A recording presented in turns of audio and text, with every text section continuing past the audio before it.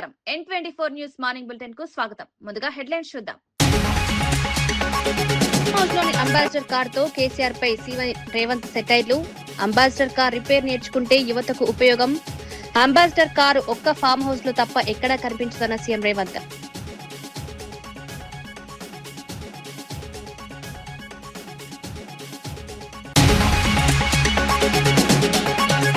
కృష్ణా పశ్చిమ కెనాల్ కు 5400 క్యూసెక్కుల సాగునీటి విడుదల. కృష్ణా పశ్చిమ కెనాల్ కు నీటి విడుదల చేసిన మంత్రి నిమ్మల రామానాయుడు. తాగునీటి అవసరాలకు తొలి ప్రాధాన్యం.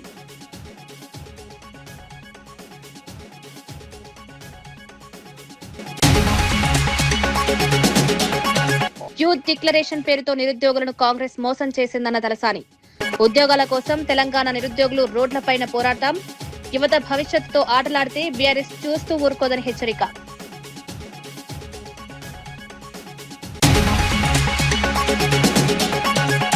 అధికారులు ఇష్టారాజ్యంగా వ్యవహరిస్తే ఊరుకునేది లేదంటూ మంత్రి ఆనం హెచ్చరిక. చేపల కోసం చెరువుల్లో నీటిని ఇష్టానుసారంగా వదిలేస్తే కఠిన చర్యలు. మార్కాపురం జిల్లాను హార్టికల్చర్ హబ్ గా అభివృద్ధి చేస్తామన్న మంత్రి.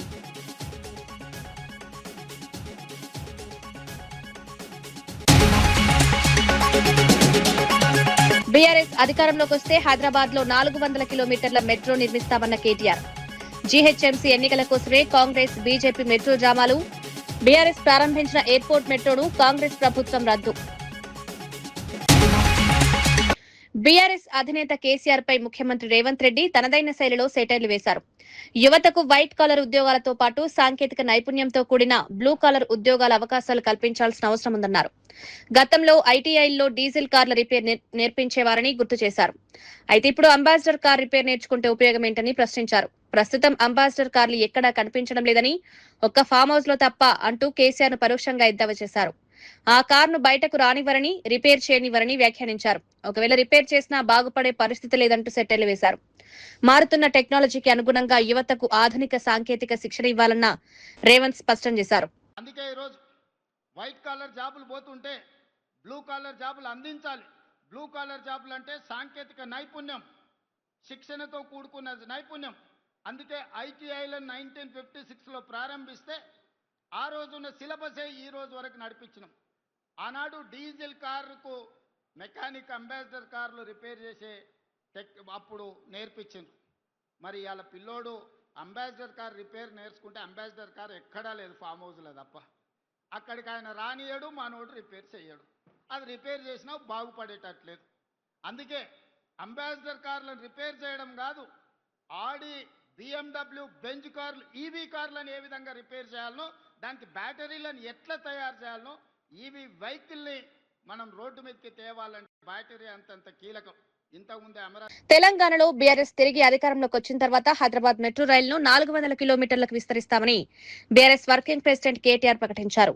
జీహెచ్ఎంసీ ఎన్నికలను దృష్టిలో పెట్టుకునే కాంగ్రెస్ బీజేపీ మెట్రో పేరుతో డ్రామాలాడుతున్నారని విమర్శించారు. గతంలో లగ్డీ కపూల్ నుంచి బీహెచ్ఈఎల్ వరకు మెట్రోకు తాము ప్రతిపాదనలు చేస్తే కేంద్రంలోని బీజేపీ ప్రభుత్వం అనుమతినివ్వలేదని ఆరోపించారు. అవసరం లేని 14,000 కోట్ల రూపాయల ఎల్ఎన్టీ అప్పును కాంగ్రెస్ ప్రభుత్వం ప్రజలపై రుద్దుతోందని మండిపడ్డారు. బీఆర్ఎస్ హయాంలో శంకుస్థాపన చేసిన ఎయిర్పోర్ట్ మెట్రోను కాంగ్రెస్ ప్రభుత్వం రద్దు చేసిందన్నారు. మరి తలాతోకాలేని ఆలోచనల వల్ల ఈ పాటికి పూర్తయ్యేది ఆ మెట్రో నిజానికైతే, కానీ దాన్ని రద్దు చేశారు. రద్దు చేయడమే కాకుండా మరి వాళ్ళ కొత్తగా మెట్రో మెట్రో అంటూ కుని రాగాలు కూస్తా ఉన్నారు. వాస్తవం ఏంటంటే దొందే కాంగ్రెస్ బీజేపీ. ఆ రోజు లగ్డికాపుల్ నుంచి బీహెచ్ఈఎల్ వరకు మెట్రోకు అనుమతి ఇవ్వండి అని మేము కోరితే బీజేపీ వాళ్ళు దీనికి ప్యాసింజర్ లోడ్ లేదు, ట్రాఫిక్ లేదు, ఇక్కడ జనాలు ఎక్కరు అని వాళ్ళు అనుమతులు ఇవ్వలేదు. ఎయిర్పోర్ట్ మెట్రో మేము ప్లాన్ చేసి కేంద్ర ప్రభుత్వంతో సంబంధం లేకుండా టెండర్ చేసి ముందుకు పోతుంటే రేవంత్ రెడ్డి గారు వచ్చి దాన్ని రద్దు చేశారు. సో హైదరాబాద్లో 70 కిలోమీటర్ల మెట్రో పూర్తి చేసింది బీఆర్ఎస్ అయితే, గత 2.5 సంవత్సరాలుగా ఏమీ చేయకుండా దున్నపోతు నిద్రపోతున్నది కాంగ్రెస్ ప్రభుత్వం. ఇవాళ హైదరాబాద్ కార్పొరేషన్ ఎన్నికలను దృష్టిలో పెట్టుకుని హడావుడిగా ఈయన ఇద్దరు కలిసి దోబూచులాడుతున్నారు తప్ప వాస్తవం ఏంటి అంటే అక్కరలేని 14,000 కోట్ల ప్రైవేట్ రుణాన్ని, ఒక ప్రైవేట్ సంస్థ రుణాన్ని, రాష్ట్ర ప్రజల మీద ఎల్ఎన్టీ రుణాన్ని రాష్ట్ర ప్రజల మీద బలవంతంగా రుద్దిండు రేవంత్ రెడ్డి. ఇవాళ బీహెచ్ఈఎల్ నుంచి లగ్డికాపుల్ దాకా మెట్రోకు పర్మిషన్ ఇవ్వండి కేంద్ర ప్రభుత్వం, ఎన్డీఏ ప్రభుత్వం. అంటే ఇద్దరు కూడా హైదరాబాద్ ప్రజల మీద మరి కోపంతో, వారికి ఓట్లు వేయలేదు, సీట్లు ఇవ్వలేదన్న కోపంతో ఈ కార్యక్రమాలన్నీ చేస్తూ ఉన్నారు. మళ్ళీ నేను చెప్తా ఉన్నా, వీళ్ళు ఇంకో 2.5 ఏళ్ళు ఈ డ్రామాలు చేస్తూనే ఉంటారు. తిరిగి మళ్ళీ బీఆర్ఎస్ అధికారంలోకి వస్తేనే హైదరాబాద్లో మెట్రో పరుగులు పెడుతుంది. తప్పకుండా భవిష్యత్తులో 400 కిలోమీటర్లకు మెట్రోను పొడిగించే బాధ్యత మేము తీసుకుంటామని చెప్పి హైదరాబాద్ ప్రజలకు నేను మాటిస్తాను. థాంక్యూ. కాగ్నిజెంట్ సంస్థ తన ఎస్ఈజెడ్లను హైదరాబాద్ నుంచి విశాఖపట్నానికి తరలిస్తోందంటూ బీఆర్ఎస్ ఎమ్మెల్సీ దాసోజు శ్రవణ్ కుమార్ కీలక వ్యాఖ్యలు చేశారు. బీఆర్ఎస్ పాలనలో హైదరాబాద్ వేగంగా అభివృద్ధి చెందుతున్న నగరాల్లో ఒకటిగా నిలిచిందన్నారు. అయితే ప్రస్తుతం రేవంత్ రెడ్డి పాలనలో నగర పరిస్థితి మారిపోయిందని విమర్శించారు. దాదాపు 15 నుంచి 20 వేల మందికి ఉద్యోగ అవకాశాలు కల్పించాల్సిన కాగ్నిజెంట్ సంస్థ హైదరాబాద్ ను వదిలి విశాఖపట్నం వైపుకు వెళ్తోందని ప్రశ్నించారు. ఆదిభట్ల, నానక్రామ్గూడలో ఎస్ఈజెడ్లు ఏర్పాటు చేస్తామని, గతంలో తెలంగాణ ప్రభుత్వంతో కాగ్నిజెంట్ సంస్థ ఎంఓయూలు చేసుకుందని గుర్తు చేశారు. అలాంటి సంస్థ ఇప్పుడు తన ప్రాజెక్టును విశాఖపట్నానికి తరలించడానికి కారణమేంటో ప్రభుత్వం సమాధానం చెప్పాలని డిమాండ్ చేశారు. కంపెనీ దాదాపు 15-20 వేల ఉద్యోగాలను కల్పిస్తూ ఆదిబట్లలో తర్వాత నానక్రామ్గూడలో 2 ఎస్సీజెడ్లు ఏర్పరుస్తాము అని చెప్పని ఎంఓయూ చేసుకున్న తర్వాత ఇవాళ హైదరాబాద్ను కాదని, నేను ఊరు పేరు అడ్రస్ లేదని అన్నాను, but compare to what Hyderabad and Visakhapatnam there is మోకాలకు బోడిగుండుకు ముడిపెట్టినట్టు ఉంటుంది in terms of the IT development, infrastructure, లేకపోతే investments that have already flown in ఉంటుంది. విశాఖపట్నానికి పోతున్నారు. లోకేష్ గారి దగ్గర ఉన్నటువంటి ఒక మంత్రదండం ఏంది, రేవంత్ రెడ్డి దగ్గర లేనిది అని చెప్పురి. హైదరాబాద్లో లేనటువంటి ఒక ఇన్ఫ్రాస్ట్రక్చర్ ఏంది, విశాఖపట్నంలో ఉన్నటువంటి ఒక అట్రాక్షన్ ఏంది? ముఖ్యమంత్రి చంద్రబాబుపై వైఎస్ఆర్సీపీ రాష్ట్ర ప్రధాన కార్యదర్శి గడికోట శ్రీకాంత్ రెడ్డి తీవ్ర విమర్శలు చేశారు. దాదాపు 17 నుంచి 18 ఏళ్ల పాటు ముఖ్యమంత్రిగా పనిచేసిన చంద్రబాబు ఇన్నేళ్లలో కనీసం ఒక్క ప్రాజెక్టుకైనా స్వయంగా శ్రీకారం చుట్టారా అని ప్రశ్నించారు. ఇతరులు ప్రారంభించిన ప్రాజెక్టులను తన ఖాతాలో వేసుకునేందుకు ప్రయత్నించడం తప్ప రైతుల కోసం చంద్రబాబు చేసిందేమీ లేదని ఆరోపించారు. సాగునీటి ప్రాజెక్టుల విషయంలో ప్రజలను తప్పుదోవ పట్టిస్తూ ప్రచారం చేసుకుంటున్నారని మండిపడ్డారు. గత ప్రభుత్వాలు చేపట్టిన పనులను కూడా తన ఘనతగా చెప్పుకోవడం చంద్రబాబుకు అలవాటుగా మారిందని విమర్శించారు. రైతులకు అవసరమైన సాగునీరు, వ్యవసాయ రంగ అభివృద్ధిపై నిజమైన చిత్తశుద్ది ఉంటే కొత్త ప్రాజెక్టులు చేపట్టి చూపించాలని సవాల్ చేశారు. గుంటూరు, కృష్ణా, ప్రకాశం పార్టు, నల్గొండ, ఖమ్మం, వరగ ఈ ప్రాంతానికి నాగార్జున సాగర్ నీళ్లు వచ్చినాయనంటే కారకులు ఎవరు? బ్రహ్మానంద రెడ్డి గారు. ఆ టైంలో శ్రీశైలం కంప్లీట్ చేసింది గౌరవ సంజీవ్ రెడ్డి గారు. నీ హాయంలో ఏమన్నా చేసావా? రాయలసీమ రతనాలసీమగా మారడానికి ఈయన చేశాడంట. ఆ హంద్రినివా ఎలా వచ్చిందో నీ హాయంలో దాన్ని ఏం చేసావో 2 సార్లు శంకుస్థాపన చేసి ఆ శంకుస్థాపన ఖర్చుల మీద కూడా నువ్వు ఇవ్వలేదు డబ్బులు. నిధులు రాజశేఖర రెడ్డి గారు ఎంత ఇచ్చారు, ఎంత కంప్లీట్ చేశారు అన్నటువంటిది ఒకసారి దానికి చర్చకు వస్తే నేను వస్తాను. లేకపోతే నువ్వు రాలేనంటే ఎవరో నీ మనిషిని పంపించు. గెండికోట ప్రాజెక్టు దగ్గర నుంచి, గుండ్లకమ్మ ప్రాజెక్టు దగ్గర నుంచి, గోదావరి ప్రాంతంలో లిఫ్ట్ ఇరిగేషన్స్, తాడిపూడి, పుష్కర ప్రాజెక్టుల దగ్గర నుంచి, ఇటు పక్క చూసుకుంటే జీడిపల్లి దగ్గర నుంచి, గొల్లపల్లి రిజర్వాయర్ దగ్గర నుంచి, మారేపల్లి రిజర్వాయర్ దగ్గర నుంచి, శ్రీనివాసపురం రిజర్వాయర్ వరకు గెండికోట కృష్ణా పశ్చిమ కెనాల్ కు 5,400 క్యూసెక్కుల నీటిని ప్రభుత్వం విడుదల చేసింది. మంత్రి నిమ్మల రామానాయుడు, రెవెన్యూ మంత్రి అనగాని సత్యప్రసాద్, ఎమ్మెల్యే సాంబశివరావుతో కలిసి కెనాల్ కు నీటిని విడుదల చేశారు. వర్షాభావ పరిస్థితుల నేపథ్యంలో సాగు, తాగునీటి అవసరాలపై ప్రభుత్వం ప్రత్యేక దృష్టి సారించినట్లు తెలిపారు. ప్రస్తుతం అందుబాటులో ఉన్న నీటి వనరులను జాగ్రత్తగా వినియోగించుకోవాల్సిన అవసరం ఉందని మంత్రులు పేర్కొన్నారు. తాగునీటి అవసరాలకు తొలి ప్రాధాన్యం ఇవ్వాలని స్పష్టం చేశారు. రైతులు కూడా ప్రస్తుత పరిస్థితులను అర్థం చేసుకుని తక్కువ నీరు అవసరమయ్యే ఆరుతడి పంటలను సాగు చేయాలని సూచించారు. నీటి వినియోగంలో రైతులు అధికారులకు సహకరించాలని కోరారు. గతంలో ఎప్పుడు కూడా చూడలేదు. అందుకనే ఏదైతే ఈ యొక్క కృష్ణా డెల్టా రైతాంగానికి మేము కూడా విజ్ఞప్తి చేస్తూ ఉన్నాం. ఏదైతే చంద్రబాబు నాయుడు గారి పరిపాలన దక్షత ఉండి ఏదైతే వాటర్ మేనేజ్మెంట్ వల్ల ఈ మాత్రం నీరైనా మనకు లభిస్తూ ఉంది సూపర్ ఎల్నినో నేపథ్యంలో. అందుచేతనే రైతులు, ప్రజలు, అధికారులకి సహకరించి ఫస్ట్ ప్రిఫరెన్స్ డ్రింకింగ్ వాటర్, త్రాగునీరుకి అత్యంత ప్రాధాన్యతనిచ్చి చెరువులు నింపుకోవాలని కోరుతూ ఉన్నాము. ఎక్కడైనా అవసరం ఉంటే ఆరుతడి పంటలకు మాత్రమే ప్రాధాన్యత ఇవ్వాలి తప్ప మరి నీటిని ఎక్కువ వాడేటువంటి పంటలకు కనుక ఉపయోగించుకుంటే రేపు రైతులు కూడా ఇబ్బంది పడేటువంటి పరిస్థితి ఉంటుంది. ఎందుకంటే ఇప్పుడే నేను చెప్పాను, ఎగువ నుంచి ఏ ప్రాజెక్ట్ నుంచి కూడా ఇంకా వాటర్ వచ్చినటువంటి పరిస్థితి లేదు. ఇంకా 15 రోజులు పడితేనే కానీ ఈ యొక్క నాగార్జున సాగర్కి ఏదైనా నీళ్ళు వస్తేనే మనకి భద్రత ఉంటుంది ఏదైతే ఈ యొక్క డెల్టాకి. అందుచేత ఇప్పుడు మన మధ్యన ఉన్నది కేవలం ఈ యొక్క 30 టీఎంసీల నీరు ఏదైతే పులిచింతల, ఆ 30 టీఎంసీలో కూడా 26 టీఎంసీలే డెడ్ స్టోరేజ్ బోను మనకు ఉపయోగం ఉంటుంది.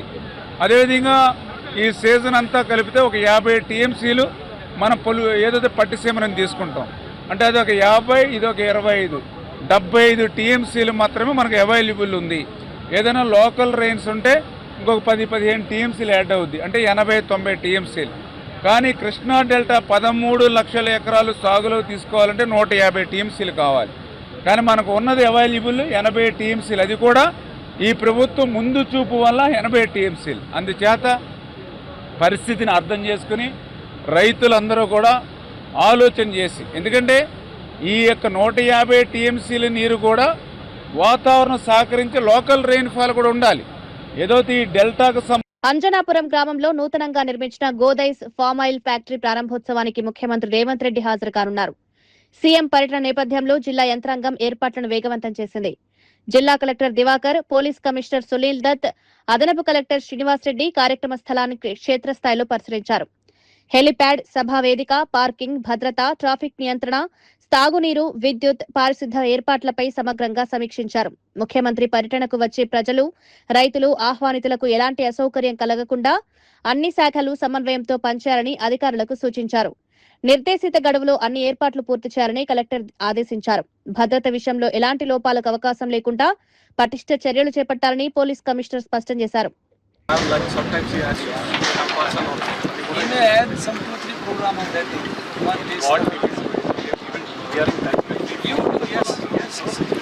We will have it.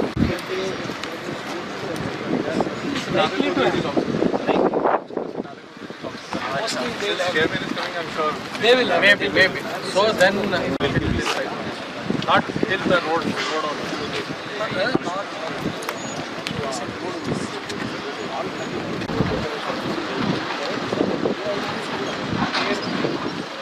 People are coming. From Godrej, we will not have 375 people here. Nothing but government of.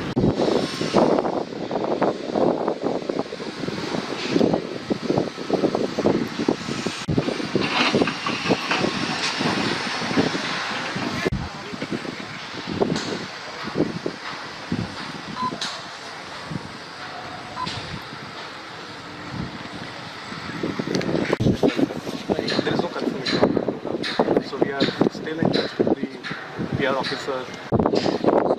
There are some considerations here which we have not at all. Let's speak to them, coordinate. Today only the Tahsil Wali sir, basically completely private property sir.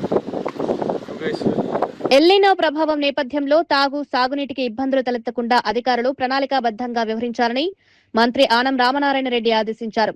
Markapuram జిల్లాకు పూర్తి స్థాయిలో అధికారులు కేటాయించకపోవడంతో ప్రస్తుతం 2 జిల్లాలకు కలిపి DRC సమావేశం నిర్వహించినట్లు తెలిపారు. చేపలు పట్టుకునేందుకు చెరువుల్లో నీటిని ఇష్టారాజ్యంగా వదిలేస్తే కఠిన చర్యలు తీసుకుంటామని హెచ్చరించారు. సంబంధిత పంచాయతీ కార్యదర్శులను బాధ్యులను చేస్తామని స్పష్టం చేశారు. మార్కాపురం జిల్లాను హార్టికల్చర్ హబ్ గా అభివృద్ధి చేస్తున్నామని, రైతులకు అవసరమైన పరికరాలు, స్ప్రింక్లర్లు అందిస్తున్నామన్నారు. వాణిజ్య వంటల వైపు రైతులను మళ్లించాలని అధికారులకు సూచించారు. రిజర్వ్ ఫారెస్ట్ అధికారులు కేంద్రం పరిధిలో ఉన్నామంటూ రాష్ట్ర ప్రభుత్వంతో సంబంధం లేనట్టు వ్యవహరిస్తే కుదరదన్నారు. షెడ్యూల్ చేసి ముఖ్యమంత్రి గారు పనిచేయడం జరుగుతుంది.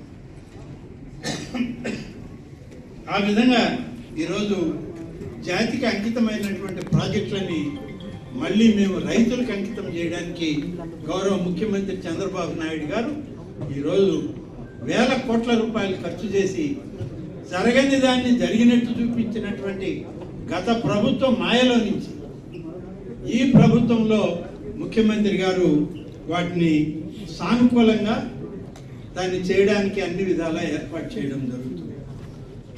దీనితో పాటు ఇప్పటికే టూరిజంకి సంబంధించి దోర్నాల దగ్గర 5 ఎకరాల భూమి టూరిజం హబ్కి ఏర్పాటు చేయడానికి ఉన్నటువంటి పర్యాటక యాత్రిక కార్యక్రమాలు ఏవైతే అక్కడ టూరిజం హబ్ ఉందో దాన్ని డెవలప్ చేయడానికి మరొక 5 ఎకరాల భూమి కావాలని చెప్పి, అది కూడా దేవాదాయ శాఖ భూమి అని చెప్పి అడిగారు. దాన్ని కూడా ఇస్తాం, కానీ ఉన్నటువంటి ఎగ్జిస్టింగ్ టూరిజం ప్లాజాని బాగా ఇంప్రూవ్ చేయండి, కొత్త దానికి స్థలం ఇవ్వడానికి ప్రభుత్వంలో పనిచేస్తామని చెప్పి మరి టూరిజం డిపార్ట్మెంట్కి కూడా చెప్పడం జరిగింది. వీటన్నిటితోటి ఈరోజు నేషనల్ హైవేస్, ముఖ్యంగా ఎక్కువ చర్చ నేషనల్ హైవేస్ మీద జరిగింది. నేషనల్ హైవేస్ మరి ముఖ్యంగా ఏదైతే ఎయిర్ స్ట్రిప్ కోసం నేషనల్ హైవే వాళ్ళు ఏర్పాటు చేశారో అది ఇక్కడ నేషనల్ హైవే వాళ్ళు ఇక్కడ ఈ గవర్నమెంట్ చేసింది కానీ లేకుంటే డిస్ట్రిక్ట్ అడ్మినిస్ట్రేషన్ చేసింది కాదు. ఇది నేషనల్ పాలసీలో డిఫెన్స్ పాలసీ కింద అక్కడ ఎయిర్ స్ట్రిప్ రావాలి అని చెప్పి ఒక క్యాలిక్యులేటెడ్ అప్రోచ్తో కేంద్ర ప్రభుత్వం నేషనల్ ఎయిర్ స్ట్రిప్ని అక్కడ రావడం జరిగింది. కానీ దానివల్ల చాలామందికి ఇబ్బందులు ఉన్నాయి, ఈ సమస్యలు ఎక్కువగా ఉన్నాయి. ఆ సమస్యలను తీర్చడానికి ప్రయత్నం చేయాలి అని చెప్పి గౌరవ ఎంపీ గారు కానీ ఎమ్మెల్యే గారు కానీ మంత్రులు కానీ అందరూ చెప్పిన మీదట ఒక నివేదికను తయారు చేసి జాయింట్ ఇన్స్పెక్షన్లో ఆ నివేదికని కేంద్ర ప్రభుత్వానికి పంపిస్తాం. ఫైనల్గా కేంద్ర ప్రభుత్వం నుంచి డిఫెన్స్ డిపార్ట్మెంట్ నుంచి ఏ రకమైనటువంటి నిర్ణయం వస్తుందో ఆ నిర్ణయాన్ని రాష్ట్ర ప్రభుత్వం కూడా కొనసాగిస్తుందని చెప్పి ఈ సందర్భంగా తెలియజేస్తున్నాం. అనేక విషయాలు ఇప్పటికే చర్చించాం.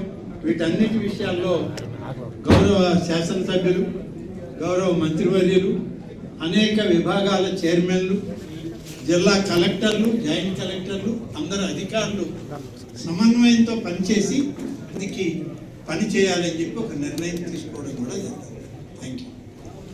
పిడుగురాళ్లలో దర్యా హుస్సేన్ మృతికి పోలీసుల వేధింపులే కారణమని మాజీ ఎమ్మెల్యే కాసు మహేష్ రెడ్డి తీవ్ర ఆరోపణలు చేశారు. డబ్బులు ఇవ్వకపోతే గంజాయి కేసు, మర్డర్ కేసు పెడతానంటూ సీఐ బెదిరించారని ఆరోపించారు. ప్రాణాలు కాపాడాల్సిన పోలీసులే ఓ వ్యక్తిని మానసికంగా వేధించి అతని పుట్టినరోజును మరణించిన రోజుగా మార్చారని ఆవేదన వ్యక్తం చేశారు. పిడుగురాళ్ల పోలీస్ స్టేషన్ పరిధిలో ఇలాంటి ఘటనలు గతంలోనూ జరిగాయని పేర్కొన్నారు. బాధితుడు రాసిన సూసైడ్ నోట్, అతని భార్య ఇచ్చిన స్టేట్మెంట్ ఉన్నప్పటికీ ఆధారాలను మాయం చేసేందుకు ప్రయత్నిస్తున్నారని ఆరోపించారు. బాధిత కుటుంబానికి డబ్బులు ఇస్తామంటూ బేరసారాలు చేస్తున్నారని విమర్శించారు. బర్త్డే కూడా అంటే జన్మించిన రోజు, అదే రోజు మరణించడం అంటే ఎంత దారుణమో ఆలోచించండి. ఈ రోజు పిడుగురాళ్లలో ఉన్న మైనారిటీ సోదరులు అన్ని పార్టీల వాళ్ళని అడుగుతున్నా, ఒక కాకి చనిపోతేనే మిగతా కాపులంతా వచ్చి కావు కావు అంటే మీ బిడ్డ, మీ సోదరుడు, మీ అన్నదమ్ముడు చనిపోతే మీరు స్పందించరా? అనేక పార్టీలో ఉన్నవాళ్ళు అలా కూడా చెప్పింది ఏంటి, సాటి మనిషికి సహాయం చేయమని.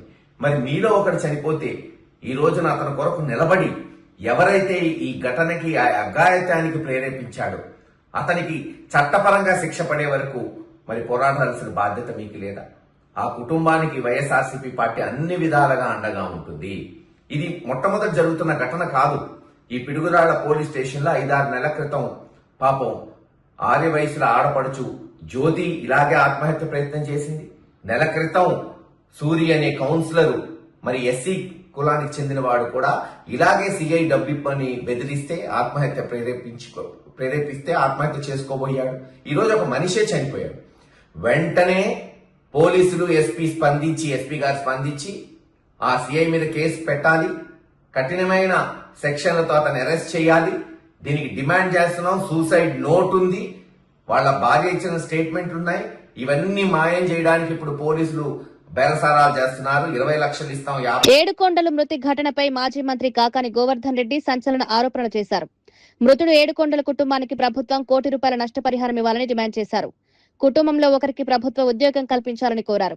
బాధిత కుటుంబానికి పూర్తి న్యాయం చేస్తామని నెల్లూరు రూరల్ డీఎస్పీ హామీ ఇచ్చినట్టు తెలిపారు. అయితే న్యాయం జరగకపోతే త్వరలోనే జిల్లా కలెక్టర్ కార్యాలయాన్ని ముట్టడిస్తామని హెచ్చరించారు. బాధిత కుటుంబానికి న్యాయం చేయాల్సిన పోలీసులు అణచివేతకు ప్రయత్నించడం సరికాదని విమర్శించారు. పోలీస్ స్టేషన్ ఎదుట ధర్నా చేస్తామని ప్రకటించాం. అందులో భాగంగానే ఈరోజు జాతీయ రహదారి మీద శవాన్ని తీసుకొచ్చి పెట్టడం జరిగింది. ఈరోజు శవాన్ని తీసుకొచ్చి పెట్టినటువంటి పరిస్థితుల్లో పోలీస్ అధికారులు రావడం, దానికి సంబంధించి నిర్దిష్టంగా 3 కోరికలు కోరాం. ఒకటి, ఎవరైతే ఏడుకొండలు లాకప్ డెత్కి కారకులైనారో వాటి మీద ఎటువంటి చర్యలు తీసుకుంటారని చెప్పి స్పష్టం చేయమని కోరాం. ఆ కుటుంబానికి ₹1 కోటి నష్టపరిహారం డౌన్ చేయాలా మూడో ప్రధానమైనటువంటిది ఆ కుటుంబంలో ఉన్నటువంటి బిడ్డల్లో ఒకరికి ఉద్యోగం ఇప్పించండి అని చెప్పి కోరడం జరిగింది. దాని మీద ఎవరైతే ఈరోజు లాకప్ డెత్ కారకులు అయ్యారో వాళ్ళ మీద 15 గంటల లోపల చర్యలు తీసుకుంటాం. ఉన్నతాధికారులతో ఇప్పటికే మాట్లాడాం. తీసుకోకపోతే నాది జవాబుదారీ అని చెప్పి డిఎస్పీ గారు చెప్పడం జరిగింది. దాంతోపాటు ₹1 కోటికి సంబంధించినటువంటి ఎక్స్గ్రేషియా కానీ కుటుంబానికి సంబంధించినటువంటి ఉద్యోగం కానీ మేము జిల్లా కలెక్టర్తో ఉన్నతాధికారులతో కూడా మాట్లాడి వాళ్ళ దృష్టి కూడా తీసుకుంటాం. ఖచ్చితంగా న్యాయం చేస్తాం. కాబట్టి నిన్నటి నుంచి ఈ రోజు వరకు దాదాపుగా 24 గంటలుగా ఆ కుటుంబ సభ్యుల మనోవేదన వర్ణనాతీతం. వాళ్ళు తీవ్రమైనటువంటి ఒత్తిడికి గురవుతున్నారు, బాధపడుతున్నారు. నిన్నటి నుంచి వాళ్ళు ఒకే విధంగా ఏడుస్తూ ఉన్నారు. కాబట్టి వాళ్ళకి సంబంధించినటువంటి దాంట్లో ఒకటే చెప్పాం. ఏమని చెప్పామంటే, మీరు ఏదైనా సరే ఆ కుటుంబానికి సంబంధించి న్యాయం చేయనటువంటి పక్షంలో మేము ఎవరు కూడా మిమ్మల్ని భవిష్యత్తులో వాళ్ళ కోసం పోరాడతాం తప్ప వదిలిపెట్టేది ఉండదని చెప్పడం జరిగింది. అందుకనే ఉన్నతాధికారులకు ఏం చెప్పామంటే, ఈరోజు మీరు శవాన్ని దాటించి వేస్తామనేటువంటి ఆలోచనతో ఏదన్నా మీరు చెప్తారేమో, అటువంటివి కుదరదు, రానివ్వము. ఒకవేళ ఆ శవాన్ని దాటిస్తే ఆయన చనిపోయాడని అనుకున్నా సరే మేమందరం బ్రతుకున్నాం. కాబట్టి మేమందరం కూడా రేపు వచ్చి ఈరోజు మీరు మాట తప్పారు అని చెప్పి మరలా పోలీస్ స్టేషన్ ముందు కూర్చుంటాం, ఎస్పీ గారి కార్యాలయాన్ని ముట్టడిస్తాం, జిల్లా కలెక్టర్ కార్యాలయాన్ని ముట్టడిస్తాం. ఆ కుటుంబానికి న్యాయం జరిగేంత వరకు వైఎస్ఆర్ కాంగ్రెస్ పార్టీ పోరాటం కొనసాగుతుందని చెప్పి ఈ సందర్భంగా తెలియజేస్తూ జిల్లా ఎస్పీ గారు ఈరోజు పొద్దున ఒక విలేకరుల సమావేశం ఏర్పాటు చేసి కొన్ని విషయాలు చెప్పడం జరిగింది. దాంట్లో ఆమె చెప్పినటువంటి దానిలో వాళ్ళు ఎక్కడో బయట తిరిగారు, వాళ్ళకి సంబంధించినటువంటి సీసీ ఫుటేజెస్ అన్నీ ఉన్నాయి, పోలీస్ స్టేషన్లో కూడా ఫుటేజెస్ ఉన్నాయి, అది ఇది కానీ కొన్ని బయట చూపించాము, కొన్ని మేము చూపించలే ఉన్నాం. నేను జిల్లా ఎస్పీ గారిని అడిగేది, శని ఆదివారాలు మీరు 3 ముద్దాయిల్ని తీసుకొచ్చి పోలీస్ స్టేషన్లో పెట్టారు. మీరే చెప్పారు ఆదివారం సాయంకాలం వాళ్ళకి నోటీస్ ఇచ్చి వదిలిపెట్టేసామన్నారు. సోమవారం ఉదయం మేము పిలవలేదన్నారు. సోమవారం ఉదయం రావాలని చెప్పి మీ ఎస్ఐ చెప్పాడు. 3 ముద్దాయిలో 2 ముద్దాయిలు ఎవరైతే ఉన్నారో ప్రసాద్ ఒకడు, ఇంకొక ముద్దాయిగా ఉన్నటువంటి రియాజ్ ఒకడు, వాళ్ళిద్దరు వచ్చారు. 7 కొండలు రాలేదు. సోమవారం రాలేదు కాబట్టి మంగళవారం మీరు ఆ మాధవ్ అనేటువంటి వ్యక్తికి సంబంధించినటువంటి కారులో, ఆయనకి ఎందుకంత ఆసక్తి ఉందో తెలియదు కానీ ఆ వ్యక్తి కారులో వెళ్ళి ఆ పిల్లవాడిని పట్టకొచ్చి ఈడ్చుకొచ్చినటువంటి సంఘటనలు అన్నీ కూడా కాళ్ళకు సంబంధించినటువంటి బురద మార్పులు అన్నీ చూసాము. కాబట్టి మేము తెలంగాణలో నిరుద్యోగులు రాష్ట్ర వ్యాప్తంగా రోడ్లపైకొచ్చి ఆందోళనలు చేస్తున్నారని మాజీ మంత్రి ఎమ్మెల్యే తలసాని శ్రీనివాస్ యాదవ్ అన్నారు. ఎన్నికల సమయంలో యూత్ డిక్లరేషన్ పేరుతో యువతకు భారీ హామీలిచ్చిన కాంగ్రెస్ ప్రభుత్వం అధికారంలోకి వచ్చిన తర్వాత నిరుద్యోగులను మోసం చేసిందని విమర్శించారు. ప్రభుత్వం మొండి వైఖరిని ప్రజల ముందు ఎండగట్టేందుకు నిరుద్యోగులు పెద్ద ఎత్తున తరలిరావాలని పిలుపునిచ్చారు. ఈ కార్యక్రమానికి బీఆర్ఎస్ వర్కింగ్ ప్రెసిడెంట్ కేటీఆర్ ముఖ్య అతిథిగా హాజరవుతారని తెలిపారు. ఉద్యోగ నోటిఫికేషన్లు, ఉపాధి అవకాశాలపై ప్రభుత్వం స్పష్టమైన సమాధానం చెప్పాలని డిమాండ్ చేశారు. 4,000 ఇస్తాం ఉద్యోగం వచ్చే వరకు అని చెప్పారు. అది లేదు, ఇది లేదు. అయితే 3 సంవత్సరాలైనా కానీ ఇప్పటికి చేయకపోతే వీళ్ళ మెడలు ఉంచాలి. తప్పకుండా రాష్ట్రంలో ఉన్నటువంటి నిరుద్యోగులకు ఉద్యోగాలు రావాలన్నటువంటి ఉద్దేశంతో ఈ నెల 18వ తేదీ అంటే ఇంకా 3 రోజులల్లా ఇదే ప్రాంతంలో వాళ్ళు డిక్లరేషన్ ఇచ్చినటువంటి ప్రాంతంలోనే మేము ఈ యొక్క మీటింగ్ ఆర్గనైజ్ చేసి మా గౌరవ పార్టీ వర్కింగ్ ప్రెసిడెంట్ కేటీఆర్ గారు ముఖ్య అతిథిగా వస్తున్నారు. రాష్ట్ర వ్యాప్తంగా ఉన్నటువంటి నిరుద్యోగులకు పిలిపిస్తున్నాం, మీరు కూడా రండి. ఈ ప్రభుత్వాన్ని మెడలు ఉంచుదాం. తప్పకుండా ఈ ప్రభుత్వం మీద ఒత్తిడి పెంచుదాం. లేదంటే మా ప్రభుత్వం వచ్చిన తర్వాత మేమేం చేస్తామో కూడా స్పష్టంగా ఈ వేదిక ద్వారా చెప్తాం. బీఆర్ఎస్ ఒత్తిడితోనే కాంగ్రెస్ ప్రభుత్వం తప్పని పరిస్థితుల్లో పాలమూరు రంగారెడ్డి ఎత్తిపోతల పథకం పంపులను ఆన్ చేసిందని మాజీ మంత్రి లక్ష్మారెడ్డి అన్నారు. ఇదే పని 2 ఏళ్ల క్రితమే చేసి ఉంటే రైతులకు ఎంతో మేలు జరిగేదని పేర్కొన్నారు. నార్లాపూర్ పంపులను ప్రారంభించడం, అమరరాజా బ్యాటరీ సంస్థను ప్రారంభించడం వంటి కార్యక్రమాలు గత కేసీఆర్ ప్రభుత్వం చేసిన కృషికి ఫలితమేనన్నారు. బీఆర్ఎస్ హయాంలో చేపట్టిన ప్రాజెక్టులను ఇప్పుడు కాంగ్రెస్ ప్రభుత్వం తన ఘనతగా చెప్పుకుంటోందని విమర్శించారు. పాలమూరు పంపులను ఆన్ చేసిన విధంగానే కన్నేపల్లి పంప్ హౌస్ లోని పంపులను కూడా వెంటనే ప్రారంభించాలని డిమాండ్ చేశారు. నిన్న వెటరన్ సక్సెస్ అయింది. మేము అడిగింది గిదే వెటరన్ గిదే పంపును ఒక 2 సంవత్సరాల ముందే ఆన్ చేసి నార్లాపూరు, ఏదుల, ఒట్టెం, కర్వెన వరకు నింపడానికి అవకాశం ఉండే మీరు నిర్లక్ష్యం చేస్తున్నారు. ఆ పాలమూరు లిఫ్ట్ కంప్లీట్ చేయడానికి మీరు ఇబ్బంది పడతారు, మరి లేట్ చేస్తూ ఉన్నారు. మరి దీని మీద మేము ఉద్యమం చేపడతాం, పాదయాత్ర చేస్తామని ఒక స్టేట్మెంట్ ఇస్తే దాని మీద వాళ్ళు కొంత స్పందన వచ్చి ముఖ్యమంత్రి గారు రావడం జరిగింది, ఏదో రివ్యూస్ పెట్టడం జరిగింది. ఆ రోజు కూడా పంప లాంచ్ చేస్తే చెప్పలే. కానీ ఇప్పుడున్న పరిస్థితులు, ఈ కరువు పరిస్థితి, ఎక్కడికక్కడ ప్రాజెక్టులో నీళ్ళు అడగట్టిపోయినాయి. రేపు డ్రింకింగ్ వాటర్ కూడా ప్రాబ్లం వచ్చే పరిస్థితి ఉంది. అప్పుడు బద్నాం అవుతాం, ఇబ్బంది పడతాం, ప్రజలు కష్టపడతారు. దానికంటే ఎక్కువ మేము బద్దం అవుతాం, ప్రభుత్వం బద్దం అవుతాం ఉద్దేశంతో ఇప్పుడు తప్పని పరిస్థితుల్లో మోటార్ ఆన్ చేయడం జరిగింది.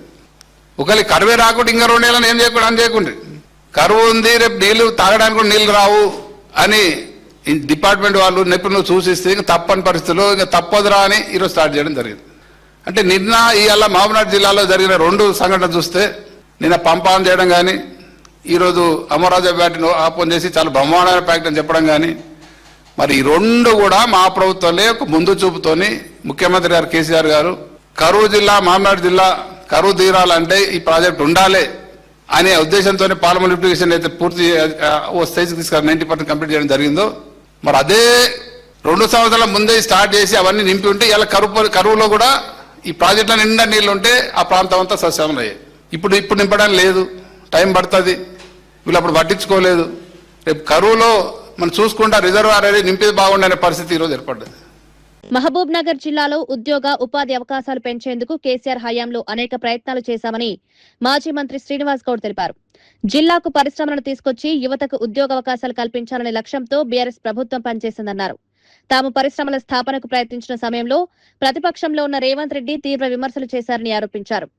అమరరాజా బ్యాటరీస్ సంస్థపై అప్పట్లో కాంగ్రెస్ నాయకులు అనేక ఆరోపణలు చేసి చెడుగా మాట్లాడారని గుర్తు చేశారు. ఇప్పుడు అదే కంపెనీని కాంగ్రెస్ ప్రభుత్వం పొగుడుతూ ప్రారంభోత్సవాలు చేయడం విడ్డూరంగా ఉందని విమర్శించారు. అమరరాజా సంస్థ తెలంగాణకు రావడం వెనుక గత బీఆర్ఎస్ ప్రభుత్వం చేసిన కృషి ఉందని తెలిపారు. కాలుష్యం వస్తుంది బ్యాటరీలతోటి అని చెప్పి ఎలగొడితే ఈ మహాశయులు వచ్చి తీసుకొచ్చి ఈడ ఫ్యాక్టరీ పెట్టించి ఏమైందో లోపల నాకైతే తెలియదు. ఏం చెప్తాడు? 10,000 ఉద్యోగాలు వస్తాయట. వచ్చినాయా? 10,000 10 ఉద్యోగాలు వచ్చినాయా? 10 ఉద్యోగాలు వచ్చినాయా?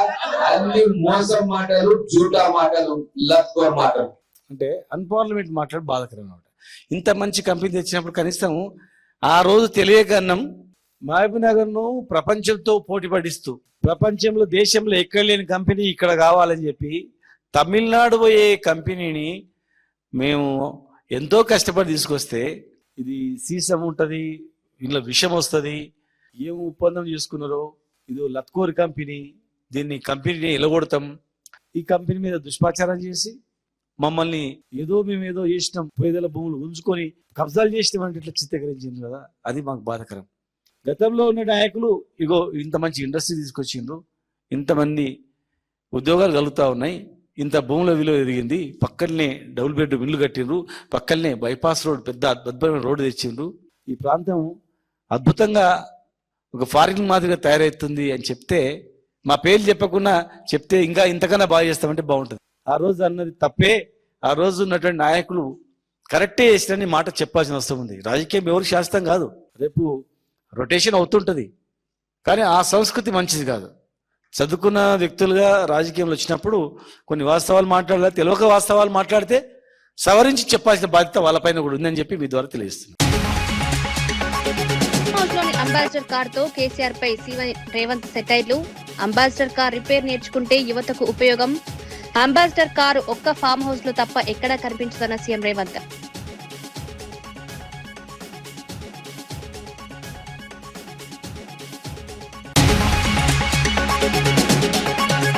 కృష్ణా పశ్చిమ కెనాల్ కు 5,400 క్యూసెక్కుల సాగునీటి విడుదల. కృష్ణా పశ్చిమ కెనాల్ కు నీటి విడుదల చేసిన మంత్రి నిమ్మల రామానాయుడు. తాగునీటి అవసరాలకు తొలి ప్రాధాన్యం.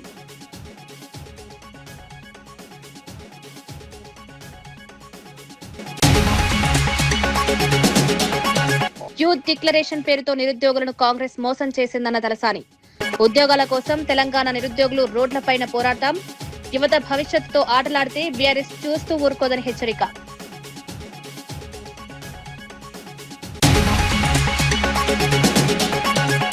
అధికారులు ఇష్టారాజ్యంగా వ్యవహరిస్తే ఊరుకునేది లేదంటూ మంత్రి ఆనం హెచ్చరిక. చేపల కోసం చెరువుల్లో నీటిని ఇష్టానుసారంగా వదిలేస్తే కఠిన చర్యలు. మార్కాపురం జిల్లాను హార్టికల్చర్ హబ్ గా అభివృద్ధి చేస్తామన్న మంత్రి.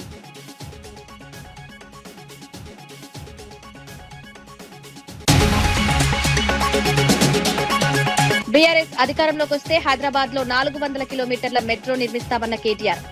జీహెచ్ఎంసీ ఎన్నికల కోసమే కాంగ్రెస్ బీజేపీ మెట్రో డ్రామాలు. బీఆర్ఎస్ ప్రారంభించిన ఎయిర్పోర్ట్ మెట్రోను కాంగ్రెస్ ప్రభుత్వం రద్దు. మరిన్ని వార్తలతో మళ్ళీ కలుద్దాం. నమస్కారం.